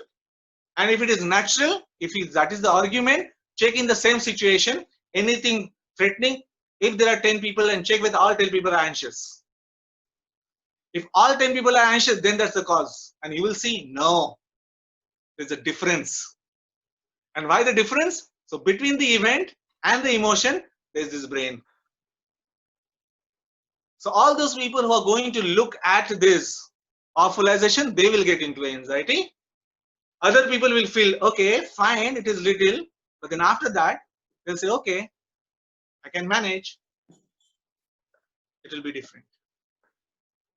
So what you have to do is find time every day. 10, 15 minutes, 20 minutes. I do that. Every day I give half an hour for reflection. And it's nice to have time with oneself. And especially when you see, catch emotion, please look at the emotion. Which is the regular emotion that you're having a problem with? Don't look at the event. Forget about the events. They will happen. And check what is, are you the person who is regularly feeling sad? Take that emotion and work on that. If you're feeling that you are a person who is getting angry, please try to understand you're operating into demandingness and LFT, low frustration tolerance. If you're finding that you're regularly into anxiety, you are operating into that awfulization. Ask relevant question. Why am I getting frightened? What is it that, how does that world gets over? Because not in my hand. Something which is not in my hand, I can't fix it. So I need to accept it. So get to this habit and give this the brain gym. So we always have a gym. We go to the gym and take a physical health, right? And these days people are talking about COVID-19. So please have your immune system strong, correct? We are all talking about this, but we have forgotten the immune system about this. Okay, this also can be fixed, provided you help do this brain gym, process this. Tell yourself, I don't want to be into demandingness. Tell yourself, I don't want to get into LFT, low frustration tolerance. Tell yourself, no, it's not self-depreciation. Let me accept myself the way I am. And let me see what other things, weaknesses, work on that if it's possible. Go with the strength. And things are not awful, they are bad. Yes, agreed. Bad, very, very bad, agreed. Awful, only when I die. Nothing can be fixed, unfortunately. But as long as it's possible, let me see and do things. So when you work on this thinking and you get into this philosophy, I'm telling you, this brain just does miracle for you. And you'll experience, I'm telling you. Tomorrow you'll come and tell me, Anil sir, hey, listen, I've worked this. Do this just for a week and see whether you see the difference. It works for you. Yeah. Yes. So Professor Sarwakar, I don't know, Abhi, you want to ask something because we have few other questions coming up, so maybe you should take them as well. Yeah. I think you can ask the questions that actually came in. I can talk Okay, later. so our next question is how one can know if one is predisposed genetically for depression and need treatment sooner. Most of the time it is not genetic, and then behavioral solution can help, but how to distinguish that? So that's the question. Okay. One thing, genetic related, and there are many researches now related to this. Okay. Now, current research is psychologically, we talk about that genetically there can be a vulnerability, right? There's a vulnerability. Now, it means that this is not a necessary condition that I have genes of depression. If I have genes of depression, then why didn't you get depressed maybe when you are a child? Why didn't you get depressed when you were adolescent? How come you are depressed now? Very, very important to realize. And something, this is, so I go with the reality, with the research also. So there can be a contribution of genetically, but it is not the nature that always causes. So nature and nurture together. So before there was a battle, people used to think about is nature totally genes. Then came that it is total nurture. That okay, totally environment. But right now, psychological research we talk about, no, it is not nature, nurture, it is nature via nurture. So that it can make person vulnerable, but then it is not necessarily condition that you have the genes of depression. No, and it is not true. It is work on your, so it can predispose, you can be vulnerable. So there are certain people say, they have a self-esteem issues, devalue yourself right from the beginning. All right, decision making is the issues, feeling lonely, life issues that are there. So many things that go throughout the life. And we think that, okay, this is maybe causing the problem. No, I'm always believing to what is there in your hand. So what is there in your body, you can't do anything. And do not believe that you have the genes of depression or genes of any of the problem. No, because you believe this, then you are likely to have a depression. And not only that, you will convince yourself that, okay, this is how it is. No, right? So it is mainly always understand the chemicals are processed to your body. It is largely from here and it's about the life event that happened. So we need to work on our personality, people. Can the personality change? Yes. Not everything. Not everything. But definitely core, because personality, again, it goes with thinking, emotion, behavior. It comes with philosophy. It comes with what you process. Focus on that. Don't convince yourself that I have the genes of depression. Absolutely not. Even if doctors telling you, please do not agree. Right? I can be vulnerable, and please check that if someone has depression, look at your thought process. Something that you are telling yourself. And that would be causing the depression and not the genes. I do not agree that genes cause, I'm using the word cause depression. Okay, can make person vulnerable, fine, but it is not the necessary condition that the people carry genes of depression, genes of schizophrenia, genes of, there are so many studies, and studies have been now debated, and in psychological we don't talk about genes is causing, or maybe the other thought process that was going on, the environment causal. We're talking about nature or via nurture. It's a contribution of nature, genes, and the contribution of environment, okay, together, that is actually would cause mental illness or mental health problem. So focus on what you can do, then agreeing to that this is what this is how I am. So the person actually needs a bit further clarification that it's true that in your childhood, even if you are genetically predisposed for depression, in childhood you may not get depressed. Sometimes it is a case that even children get depressed and anxious about anything around them, but it may be because there were no triggers available, there were no triggers around them, and when they grown up, or even it can happen that up to 60-year-old you still lead a very normal life because there were no triggers around you strong enough to make you depressed. So in that case also, like when do you think it's a good idea to seek help, and how we can still know that this is genetically predisposed or not, even though you should not believe it that it's genetic, because it will work also on your psyche. So like, is it in the family? Do you should check that whether your parents were also gone through some trauma or something, or like some other kind of stuff.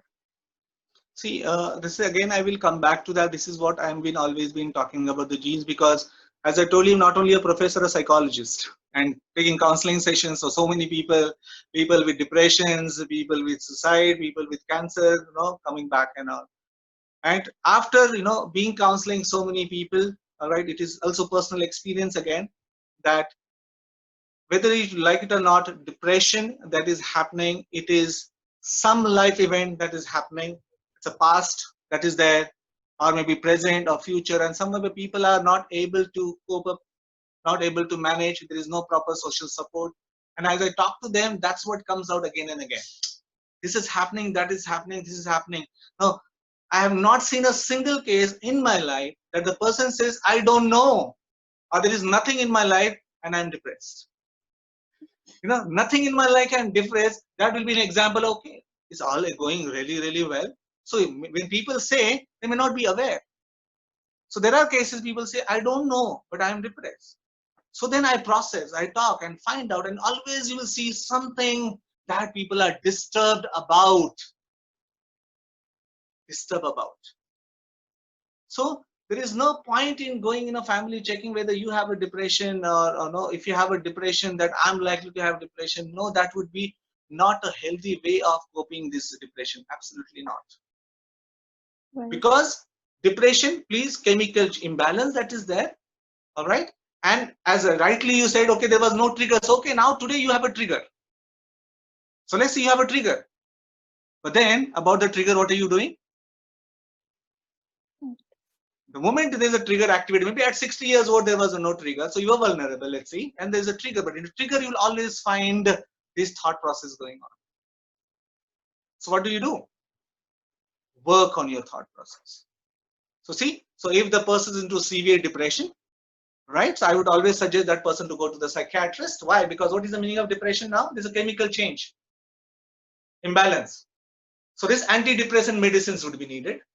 But antidepressant medicines are not fixing the cause. They are fixing only the symptoms. Because that has changed. So today the person will fine, but tomorrow again after 15-20 days further again going to be depression. Why? And in seeing that depression, the person will say either is blaming himself, considers into that awfulization, or maybe believes that I just can't stand this, all right, into learned helplessness, that finish now, I just can't manage. This is what the person believes. There where the psychologist role comes in, and the counseling session helps the person to clear these beliefs. So here we are trying to work at the cause level, and the psychiatrists basically work at the symptoms level. So automatically medicine, if the person is into severe depression, will require medicine. But very important, why we are getting into depression, right? Right. So before we move further, I just tell that we have only 15 minutes and I still have 2 questions. So maybe in 10 minutes, we can have a quick answer of those 2 questions. And then we can go for the last closing remarks and what we learned today. So a quick question next is, can journaling help to reflect on daily events? Sorry, I didn't get you. Sorry. Is it a good idea to journal on the daily events to help control our thought process? Why not? Very nice. Okay, so control our thought process. I would always first suggest that's a better way how to manage this, because I always told you ki, fix what can be fixed, what is under your control, and that's what we should be doing. Okay, so we should be fixing about our evaluation that gets activated when things do not really, or maybe my past is bad, or present which is not going really well, or the future which is right. So this brain sends you a message. So right now, as I'm talking to you, people, you must be having self-talk. And we do this self-talk. So we need to become aware about the self-talk, because look at what you believe, what is your philosophy. And if you're having an irrational philosophy, we need to correct. We need to check. So first is start becoming aware, especially when you see yourself into negative dysfunctional emotion. When you see yourself, you're emotionally disturbed. And again, I'm repeating, emotionally disturbed, about, not causing. Become mindful about those. Okay, take the responsibility. Don't attack, don't find fault. Okay, I'm not saying that, okay, I am the cause of my problem. No, unfortunately, I'm into this thinking thought process. I need to work hard to overcome this. So if it helps you through writing down, okay, it helps you close your door, maybe, and try to evaluate in front of the mirror, speak to yourself. Or maybe it is not helping you during that time, get to some friend who can help you rationally without judging you. Okay, try to helps you to correct your thought process. That's there. And if it's still not helping you, nothing, why you fear? Please take psychologist help. Talk to, it's very, very important, right? Sometimes what happens is when you have a regular issues in your life and you have very, very good friends also, sometimes you feel burdened. Okay, no, I'm disturbing my friend. So call psychologists, because it's nice that you're paying someone and it's an authority that I'm paying someone, you should be listening. So it helps you.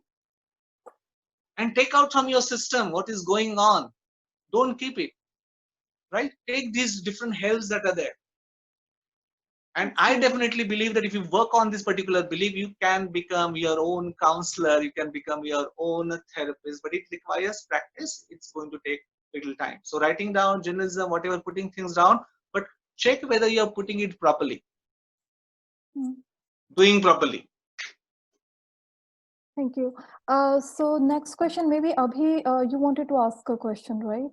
Yeah, so Anil, thank you. This is a very enlightening session, and reinforcing the ideas of the thought process is and how that relates to the questions that everybody asked is really important for this session. And I can see that the questions are coming back and back to back. So what I just wanted to ask you about something that we have seen in our community is that in the past 5 years, we have as a community, we have helped a lot of people transition from that postdoctoral phase to an independent professional position.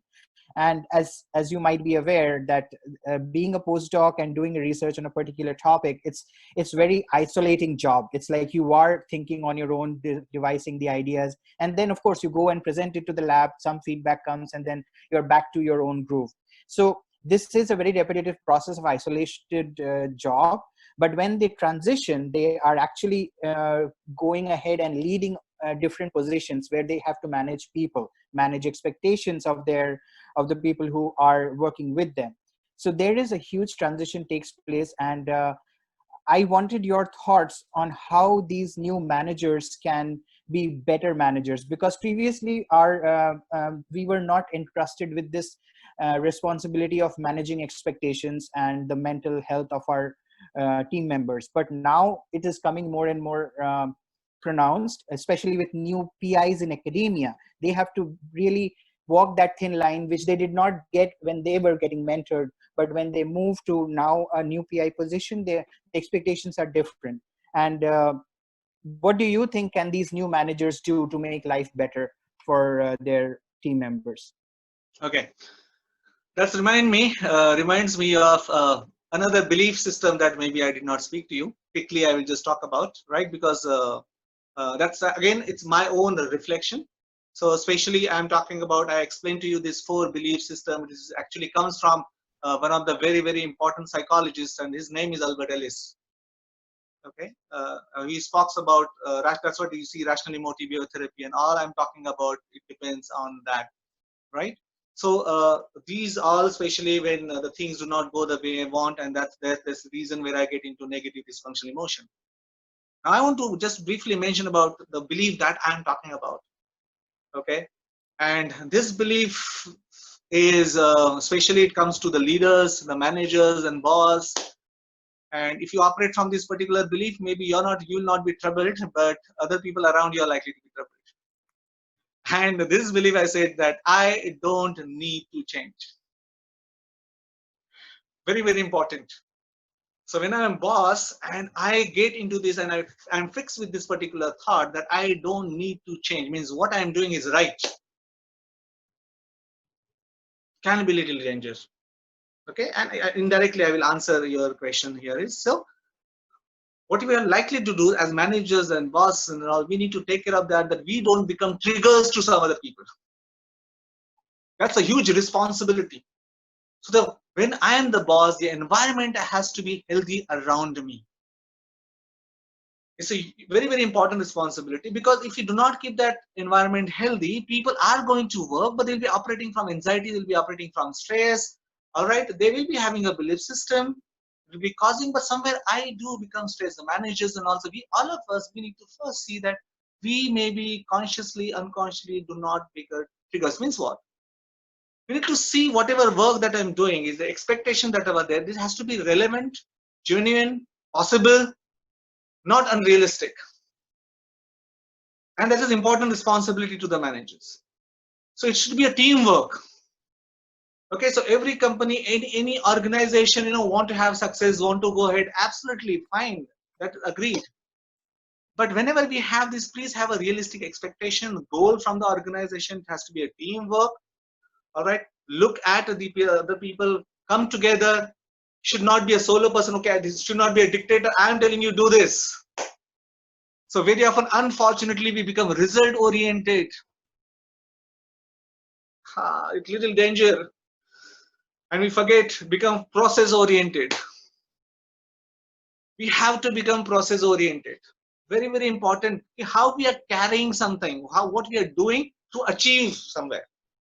If you become result oriented, then you may lack empathy, you may lack understanding what's happening with the team people, and your whole attention is at the result. Why? Maybe you're working from that awfulization. If I don't achieve, this is going to happen.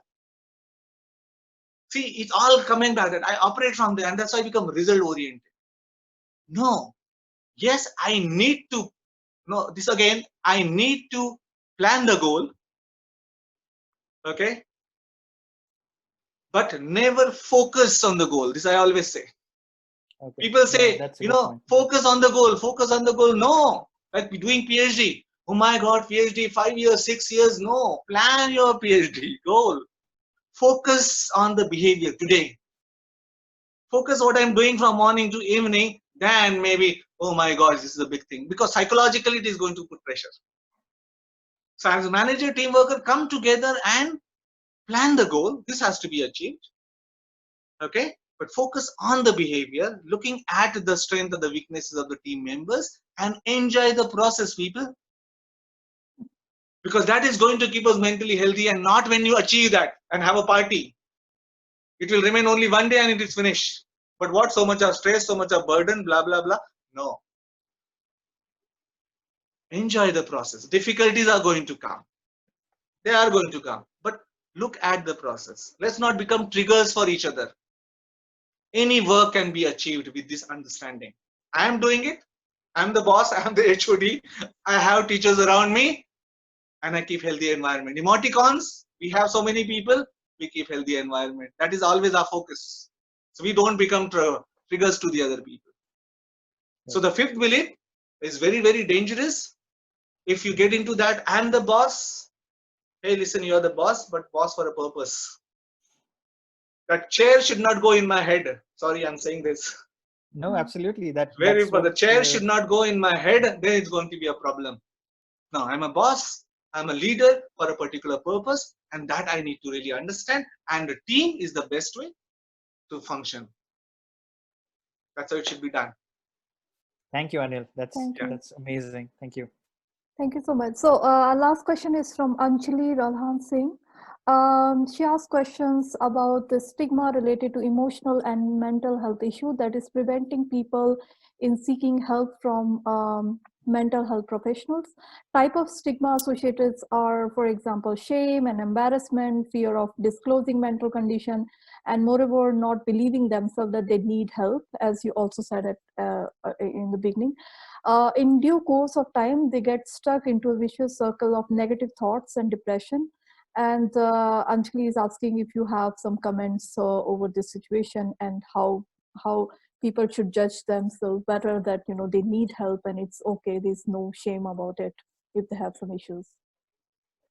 First thing I would like to say, who has created this stigma? We people. Who can change? We people. Stigma we have created. So what do? Do we become passive about it? No, it can be changed. So there is a stigma. There are people. So it is maybe carried with so many reasons, philosophies that people have. All right, and it is there. But is it doing anything good? No, it is not doing any good. Right? So who is society? Society, I, me, myself. And I myself also believes into that stigma, then I'm adding to that stigma. So I am the person who would like to change. And I would like to. So why do I fear? See, it comes from where? It comes from that awfulization. Man, you shouldn't cry. Hey, I'm feeling like crying. Come on. I need to cry. No, then you become like girl or something. See, this is a wrong idea, wrong philosophy. Face. Tell the person who's telling you don't know, I feel like, and it's very, very important. It doesn't mean that I keep crying. No, I feel like, yes, important. Express your emotion. It is needed. I need help, and nothing wrong in taking help where I can't manage. I can manage, okay, but if I can't manage, I need help. But I don't take help. Why? Because why should I show my vulnerability? See, and if I show my vulnerability, then what happens? Oh, it's very bad. How bad it is? Oh, it's going to be very, very bad. See what I'm doing? I'm getting into awfulization. So your brain, and there are many other brains have joined already. So many other brains are already telling you, hey, listen, this is bad thing. No. Be assertive. Get into this assertiveness. If someone is putting, it is wrong to talk about depression. No, absolutely. Shut up. You're wrong. It's a problem I'm going through and I need help. Any type of problem and I need to take help. And there's a reason why I'm into depression. There's a reason why I'm into anxiety. I need to work towards it. So I should be a person to be ready to make change and do not add to this stigma which is already there.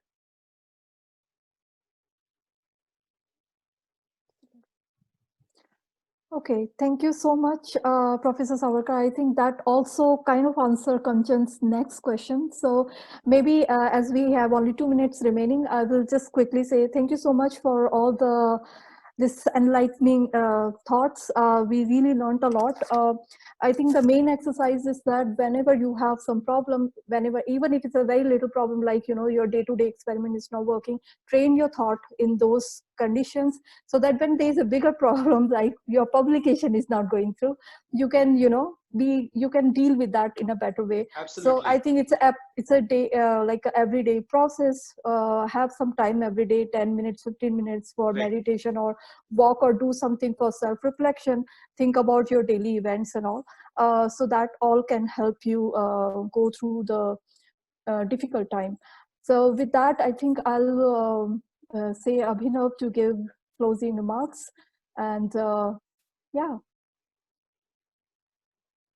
Thank you so much, guys. I really, when I'll just go back to a little bit of history before I go to the closing remarks, because it is important that people who are listening know how we really started evolving into this process of focusing on mental health. So we know that we are a big community of STEM professionals, and as we have seen recently with COVID, one of the frontline fighters against this disease were some of us who were really figuring out how to find a cure, and are still doing that. So it is a very high responsibility job, and the with high responsibility job comes a very high rigorous amount of training, and we all know that this training process in STEM takes 8 to 10 years and maybe more. So I think when this training process happens, mostly in our academic institutions, as I mentioned previously, it is a very isolated job, because you have to think about the problem which never exists so far or could exist in future, and then figure out how to solve the problems while maintaining the scientific rigor. And that requires a lot of back and forth that allows us to sink into a situation of being hypercritical of ourselves, and that really breeds a lot of what I would say the thought process that Anil mentioned, and that when that happens over a continuous period of time, we delve into this mental health issues, which I think Anil had really very nicely segregated, that if you are not mentally ill, doesn't mean that you are mentally healthy. Yes. There are, Yes. so that thing was a really strong set of dispelling of myth session that we had, and it was great that we had both Nikunja and Anil for this session, because we really were enlightened to know how Emoticons is using the 3D model of disorder, distress, and development to really tackle this problem. It is amazing job that you guys are doing, and we can see the way you really explain the whole process to our community of participants who came to ask these questions. And I really thank all the participants also, because you guys had very clear-cut questions, and some of them were really related to the thought process and how we manage it to understand whether we are really targeting the symptom or we are targeting the cause. So with that, I would like to conclude this closing remarks, and was wondering if you, Anil and Nikunja, can come over again after some time to have another session with our team members, because I think we will definitely have more questions after this session which will come, and we would be happy to hold another session with you and discuss if you are available. Yes.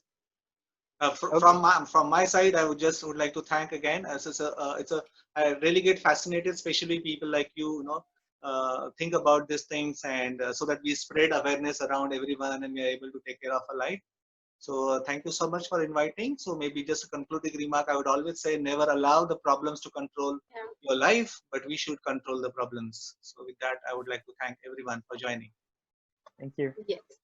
Nikunja, do you want to say something? I think what he says, that's exactly how we function. But every time when we hear the same thing, as I guess in between Mr. Abhinav mentioned, that it's more like enlightenment keeps happening because you are refreshing the same knowledge over and over again. So even if it is the same thing that even I hear today, it feels like there is every time a new I would say practice that you're giving to your brain, and that's exactly what is need to be done. That is, you need to give your brain the time, the way you give your body a time to gym. That's how you need to give your brain a brain gym also every day. And I guess everyone must have found this at least some learning out of it and something enlightening for them to further ponder upon. Of course, it requires a lot of practice, it requires a lot of training. It's not like a 2 hours webinar is done and then tomorrow I'm going to be completely fit and fine, isn't it? It's more of the process and it's more of a commitment towards your mental well-being that one needs to wake up. So yes, thank you so much once again. Yeah. Thank you so much, Nikunja. I just want to add one last thing.